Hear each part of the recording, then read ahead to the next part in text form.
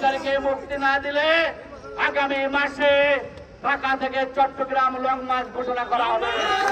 দুষ্ট সরকার, এই সরকার আমরা দেখতে চাই না। এই সরকার একটি বিদেশি ষড়যন্ত্রকারী সরকার, যারা বিদেশি এজেন্ডা বাস্তবায়ন করছে। আপনারা দেখেছেন এদেশে রোহিঙ্গারা সুখে বসবাস করছে আর আমাদেরকে তারা নির্যাতন করছে। এই বৈষম্য আমরা মেনে নিতে পারি না। আমরা আজকে শান্তিপূর্ণ কর্মসূচি করেছি, কিন্তু আগামী দিনে যদি এইভাবে চলতে থাকে আমাদের কর্মসূচি হবে March for Yunus, March for তার যে ভবন, সেই ভবন যমুনা। আমরা সেটা করতে চাই না। আমরা চাই ডক্টর ইউনূসের পদোদয় ঘটবে। উনি একজন নোবেল বিজয়ী, উনি শিক্ষিত, কিন্তু আমাদের একটা প্রবাদ আছে, কেউ জাগে ঘুমালে তাকে ঘুম ভাঙানো যায় না।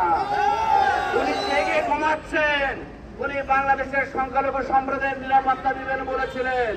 উনি বলেছেন বাংলাদেশের সংখ্যালঘু সংখ্যাগুরু বলে কোনো কিছু নেই, আমরা সবাই সমান।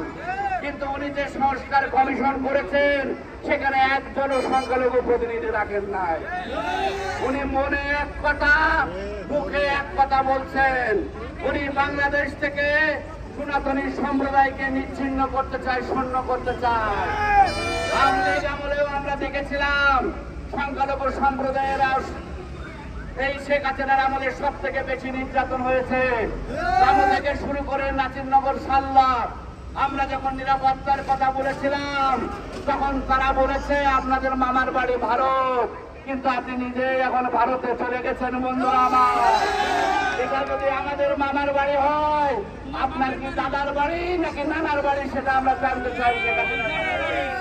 ওনার নেতৃবৃন্দ বলেছিলেন সংখ্যালঘু সম্প্রদায়ের উপরে যখন নির্যাতন হয়েছে, আমরা যখন আন্দোলন করেছি আমাদেরকে ভারতের এজেন্ট, রয়্যাল এজেন্ট বলে আখ্যা দেওয়া হয়েছে, আমাদেরকে জামাত বিএনপির এজেন্ট বলে আখ্যা দেওয়া হয়েছে।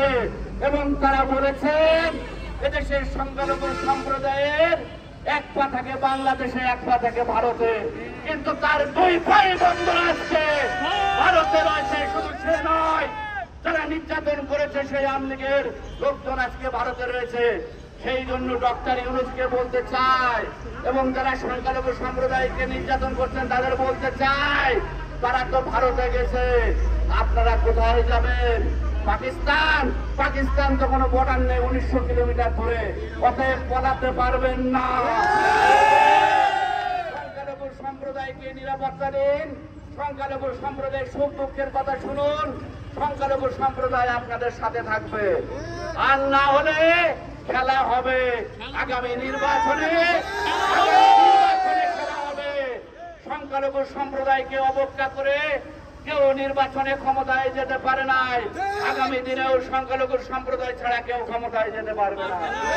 এই জন্য সনাতনী সম্প্রদায়ের রাজনৈতিক ক্ষমতায়ন দরকার। সেটা আমরা চেষ্টা করছি। বাংলাদেশের সকল রাজনৈতিক দল এবং সনাতনী সংগঠন যারা রাজনীতিতে উৎসাহী, তাদেরকে নিয়ে সংখ্যালঘু বৃহৎ মোর্চা গঠন করা হবে। আমাদেরকে বাদ দিয়ে কেউ ক্ষমতায় যেতে পারবে না আগামী দিনে। এবং আগামী দিনে সনাতনী সম্প্রদায়কে কেউ ভোট ব্যাংক হিসেবে আগামী দিনে ব্যবহার করতে পারবে। এবং আমাদের প্রধান দাবি হবে চিন্ময় কৃষ্ণ ব্রহ্মচারীর মুক্তি।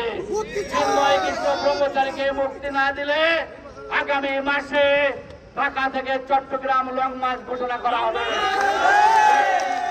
সেই 3 তারিখ আমরা ঘোষণা করব। ঘোষণা করবেন আমাদের প্রিয় ভারপ্রাপ্ত মুখপাত্র গোপীনাথ ব্রহ্মচারী। সেটা আমরা আপনাদেরকে মিডিয়ার মাধ্যমে জানিয়ে দিব।